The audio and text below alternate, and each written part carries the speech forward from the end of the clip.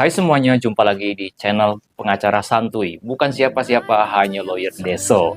Di video kali ini saya akan membahas tentang produk pengadilan negeri terkait dengan perkara gugatan perceraian bagi warga negara Indonesia yang beragama selain Islam. Karena untuk proses gugatan cerai bagi yang selain Islam itu diajukannya harus ke pengadilan negeri di wilayah tempat tinggal pihak tergugat, dan prosesnya itu tidak jauh berbeda seperti dengan proses gugatan perdata secara umum.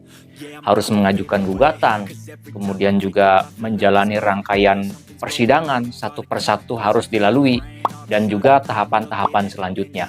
Nah, akan tetapi ada beberapa perbedaan nih dengan tahapan proses gugatan cerai di pengadilan agama, di mana kalau di pengadilan negeri untuk akta cerainya itu tidak diterbitkan oleh pengadilan negeri, melainkan diterbitkannya oleh kantor, oleh dinas catatan sipil ya, oleh dinas kependudukan dan pencatatan sipil. Nah, oleh karena itu ini harus dipahami bagi Anda yang beragama selain Islam dan sedang menangani ataupun sedang mengajukan gugatan perceraian, atau misalkan dikuasakan kepada kuasa hukum Anda untuk mengurus perkara Anda harus paham dan Anda harus tahu bahwasanya untuk aktanya tersebut, akta cerainya tersebut itu tidak diterbitkan oleh pengadilan negeri, tapi diterbitkan oleh Dinas Kependudukan dan Pencatatan Sipil setelah perkara Anda diputus oleh majelis hakim di pengadilan negeri dan putusannya tersebut sudah berkekuatan hukum tetap, di mana pihak tergugatnya tidak mengajukan upaya hukum banding. Baik, saya sudah pegang ini namanya salinan putusan ya, berkas ataupun juga dokumen salinan putusan klien kami waktu kami dampingi di Pengadilan Negeri Jakarta Pusat. Nah, ini adalah berkasnya sudah kami terima dan kami arsipkan.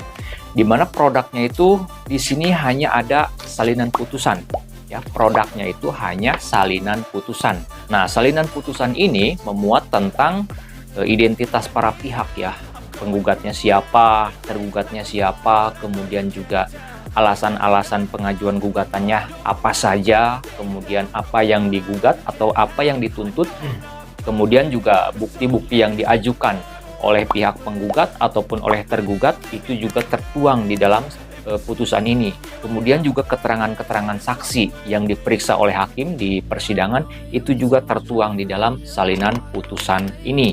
Kemudian selain itu, putusan ini juga memuat tentang pertimbangan hukum dari majelis hakim untuk memutuskan perkaranya tersebut. Nah, itu tidak semata-mata diputus begitu saja, tapi majelis hakim pun melakukan pertimbangan-pertimbangan yang berdasarkan tentang kaidah-kaidah hukum, dasar-dasar hukum, kemudian juga dikorelasikan dengan fakta-fakta hukum yang terungkap di persidangan. Nah, kemudian di bagian akhirnya tentu memuat amar putusan atau bunyi putusan dalam perkara tersebut. Nah, setelah putusan tersebut berkekuatan hukum tetap, tentu para pihak boleh untuk mengambil salinan putusan ini. Dan salinan putusan inilah nanti yang harus dibawa atau dilaporkan kepada Dinas Kependudukan dan Pencatatan Sipil untuk dilaporkan, untuk dicatat dalam register, dan juga untuk diterbitkan akta cerainya. Nah, selain berkas putusan yang nanti dilaporkan ataupun juga diajukan kepada Dinas Kependudukan dan Pencatatan Sipil, Anda juga akan menerima yang namanya surat pengantar ya. Nah, surat pengantar ini ditujukan kepada kantor Dinas Kependudukan dan Pencatatan Sipil di mana para pihak tinggal atau disesuaikan dengan isi putusan.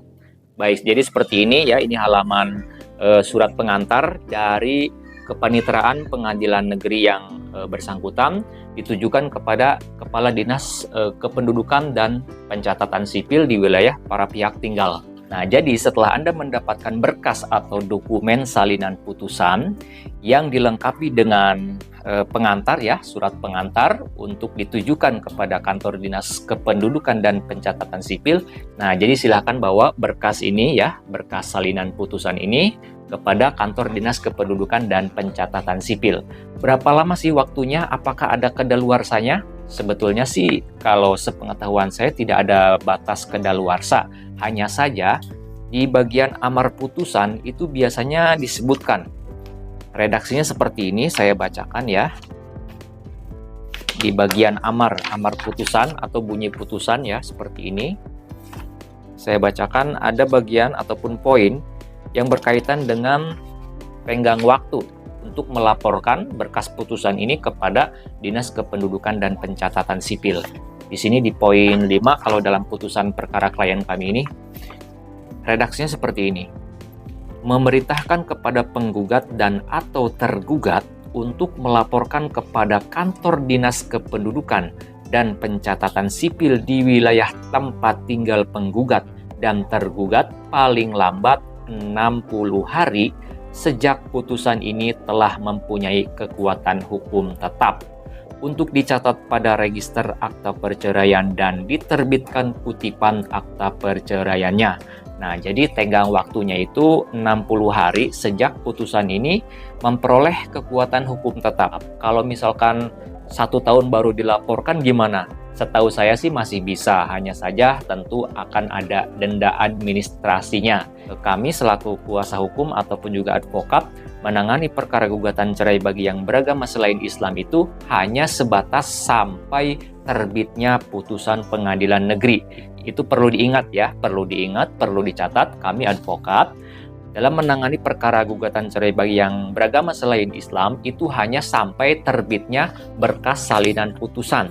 Dokumen salinan putusan tidak berikut dengan akta cerainya, karena akta cerainya tersebut harus diurus secara mandiri oleh yang bersangkutan dengan membawa dokumen atau berkas ataupun bukti salinan putusan dari pengadilan negeri.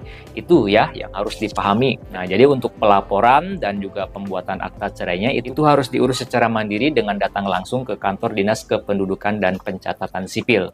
Sebetulnya bisa juga sih dikuasakan kalau memang tidak punya waktu sama sekali untuk datang ke kantor Capil. Bisa dikuasakan kepada saudarakah atau kepada kuasa hukum juga bisa ya. Tapi saya rasa sangat jarang sekali kuasa hukum yang mau menangani perkara gugatan cerai bagi yang beragama selain Islam dari mulai pendaftaran sampai terbitnya putusan dan sampai melaporkan putusan tersebut kepada kantor Dinas Kependudukan dan Pencatatan Sipil. Nah, itu yang perlu dipahami ya, mudah-mudahan bisa menambah wawasan bagi Anda yang sedang membutuhkan informasi terkait dengan hal ini. Apabila video ini ada gunanya, channel ini ada manfaatnya, mohon keikhlasan dari pemirsa YouTube semua untuk subscribe ke channel pengacara Santuy Official. Bukan siapa-siapa, hanya lawyer Deso. Sampai jumpa di video-video selanjutnya. Salam.